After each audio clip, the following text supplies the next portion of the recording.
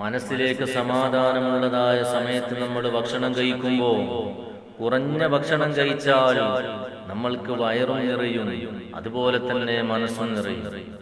അതുപോലെ തന്നെയാണ് പാപമോചനത്തിന് വേണ്ടി അയ്യപ്പന്റെ തിരുനടയിലേക്ക് മല ചവിട്ടാൻ പോയ ഹൈന്ദവ സുഹൃത്ത്, അദ്ദേഹം അവിടെ ചെന്ന് കഴിഞ്ഞാൽ എല്ലാ പാപങ്ങളും അവിടെ ഇറക്കി വെച്ച് ദൈവത്തോട് പ്രാർത്ഥിച്ച് അവർ തിരിച്ചു പോരുന്നതായ സമയത്ത് അവരെ മനസ്സിലേക്ക് കിട്ടുന്നതായ ആ സമാധാനം, അവരെ മനസ്സിലേക്ക് കിട്ടുന്നതായ ആ സന്തോഷം, അതോടുകൂടി അവർ നാട്ടിലേക്ക് തിരിച്ചു വരുമ്പോ നമ്മൾക്ക് തരുന്നതായ ആ അരവണ, അതുപോലെ നമ്മൾക്ക് തരുന്നതായ ആ മധുരപാനീയം, അത് കുടിക്കാൻ അല്ലെങ്കിൽ അത് നമ്മൾ കുറച്ച് ടേസ്റ്റ് നോക്കിയാൽ എന്താണ് അതിനുള്ളതായ പ്രശ്നം? ഇതൊന്നും ഇല്ലെങ്കിൽ പിന്നെ എവിടെയാണോ മതസൗഹാർദ്ദം?